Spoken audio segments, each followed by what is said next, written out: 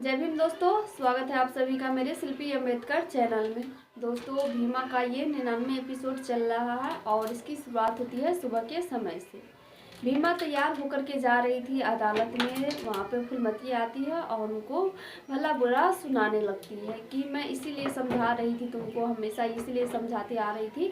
अगर तुम समझ गई होती तो आज तुम्हारे साथ जो हो रहा है ऐसा कुछ भी नहीं होता, तुम्हारी माई के साथ ऐसा कुछ भी नहीं होता है, लेकिन तुम जो है किसी का बात मानती ही नहीं हो। ठीक उसी समय वहाँ पे एक आदमी भीमा के लिए शगुन लेकर के आ जाते हैं। आने के बाद वो ढोलक उलक बजा रहे थे तो वहाँ पे सारे लोग इकट्ठा हो जाते हैं, यानी भीमा के समाज वाले जितने भी लोग थे सभी लोग वहाँ पे आकर के इकट्ठा हो जाते हैं। तो सभी मतलब सोच रहे थे कि क्या है और ये इतना शगुन सब लेकर के किस लिए आया है। वो आदमी आने के बाद मेवा से कहते हैं कि मेवा, मैं अपने बेटे के लिए तुम्हारी बेटी का हाथ मांगने आया हूँ और मैं साथ में शगुन भी लेकर के आया हूँ। इतना कह के शगुन भीमा के बाबा को देने लगती है। तो दोस्तों, मेवा जो है इसलिए वो पूरा तैयार हो गए थे कि भीमा का शादी करना ही करना है, क्योंकि जब तक भीमा का शादी होगा नहीं तब तक धनिया जो जेल से बाहर नहीं आएगी। तो इसीलिए वो बेझिझक उनसे शगुन ले लेते हैं। लेकिन दोस्तों, वहाँ पे भीमा जो खड़ी थी उनको बिल्कुल भी ये शादी के लिए तैयार नहीं थी। वो बार बार मना कर रही थी उनसे कि नहीं बाबा, मुझे शादी नहीं करनी है, मैं कुछ भी करके माई को जेल से बाहर तो छुड़वा ही लूँगी, इसके लिए आपको मुझे शादी करने की कोई ज़रूरत नहीं है, आप ऐसा मत कीजिए। वहाँ पे भीमा और कुंदन छबीला ये सभी एक साइड थे और बाकी लोगों से यही कह रहे थे कि भीमा का शादी नहीं करने के लिए। लेकिन बाकी के सारे लोग थे वो शादी के समर्थन में थे। वो कहते हैं कि नहीं, शादी तो होकर ही रहेगी। ठीक उसी समय कैलासा बुआ कलिका सिंह भी वहाँ पे आते हैं। आने के बाद आके बताते हैं कि मुझे पता था कि तुम सब लेकर के जाओगे, तो इसीलिए मैं शादी का ये चुन्नी लेकर के आ गया, लो इस चुन्नी को और भीमा के सर पे ओढ़ा दो।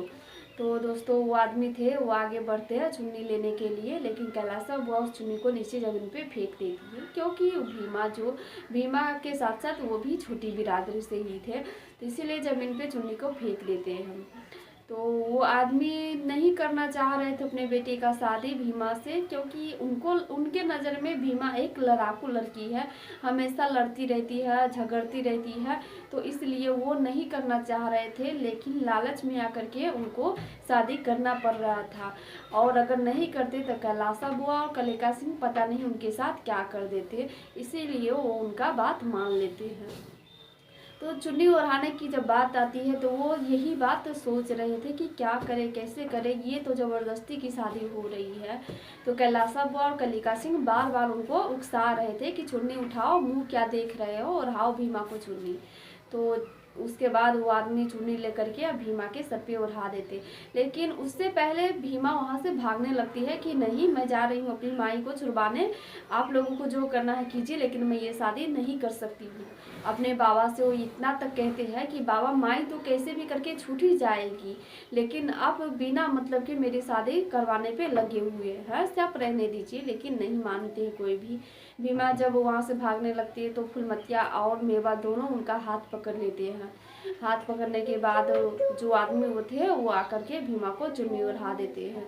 तो इतना देखने के बाद भीमा बहुत ज़्यादा रो रही थी और मेवा की आंख से भी आंसू आ रहे थे। सभी लोग वहाँ पे जो भीमा के समर्थन में थे वो सभी को बहुत बुरा लग रहा था कि भीमा के साथ ये गलत हो रहा है। लेकिन कहीं न कहीं भीमा की जो माई है उनके पास ये बात नहीं जाने दे रही थी। अगर धनिया को सब पता होता वो कुछ ना कुछ जरूर करती, क्योंकि एक बार आप लोग देख ही चुके हैं कि माँ की जो ताकत होती है वो क्या करवा सकती है।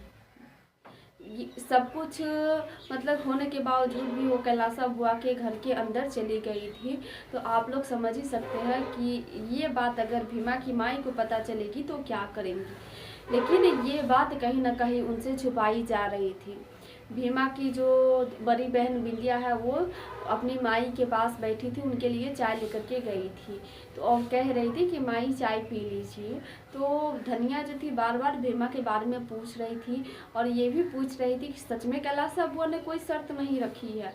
तो बिंदिया बता रही थी कि अरे माई, अगर कैलाश बुआ कोई शर्त रखी होती तो हम आपको थोड़ी ना छुपाते, हम सभी आपको बताते, लेकिन कैलाश बुआ ने कोई शर्त नहीं रखी है। भीमा भी ठीक है। तो उनका मन जो है धनिया का एकदम बेचैन हो रहा था, कहीं ना कहीं उनको उनको अंदर से बेचैनी हो रही थी कि मेरी बेटी मुसीबत में है, लेकिन उनको कोई कुछ बता नहीं रहे थे। इसीलिए वो कह रही थी कि मुझे चाय नहीं पीना है, बिंदिया तुम जाओ, रहने दो चाय को, हम बाद में पी लेंगे। दोस्तों वहाँ पे दरोगा साहब ये सब देखते हुए बिंदिया को उकसा देते हैं कि बिंदिया, यही अगर चाय भीमा लेकर के आई रहती ना तो ज़रूर तुम्हारी माई चाय पी लेती, लेकिन इससे समझ में आता है कि तुम्हारी जो माई है वो बस बिंदिया से ही प्यार करती है, तुमसे नहीं।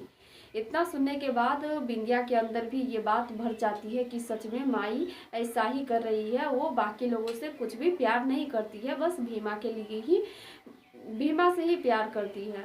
तो इतना सब देखने के बाद धनिया उनको समझाती भी है कि बिंदिया, इनकी बातों पर मत ध्यान दो, ये तुम्हें उकसा रहे हैं।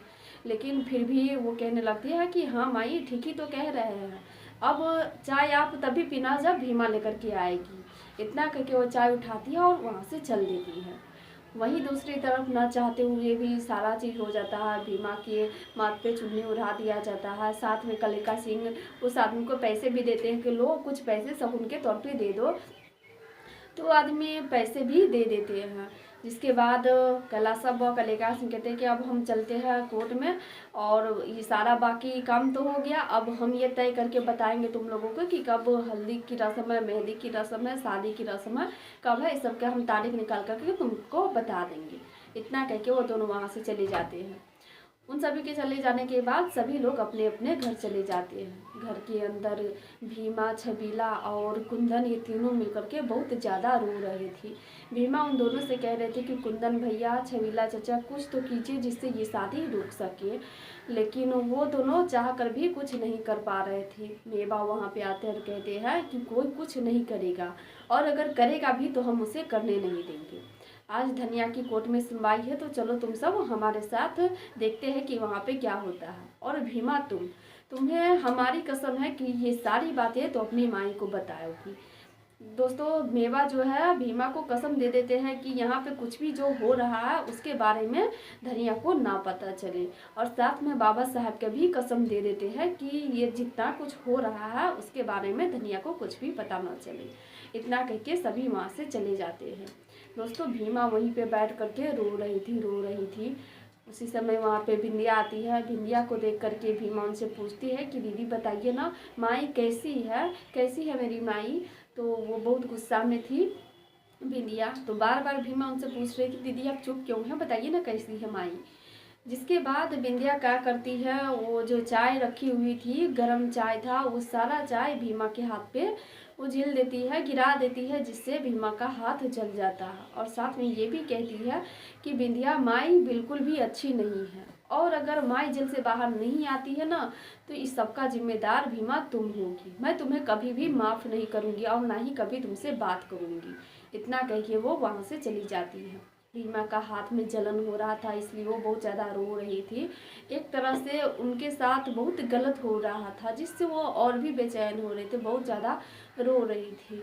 वहाँ पे बाबा साहब आते हैं। आने के बाद भीमा उनसे कहने लगती है कि बाबा साहब कुछ तो कीजिए, हमारी मदद कीजिए, हम क्या करें, कैसे करें। जिसके बाद फिर से भीमा उनसे कहने लगती है कि बाबा साहब माफ़ कर दीजिए, मुझे भूल जाती हूँ मैं कि आप कुछ नहीं कर सकते हैं, लेकिन कुछ नहीं कर सकते, कम से कम रास्ता तो दिखा सकते हैं, हमें क्या करना चाहिए वो तो बता सकते हैं।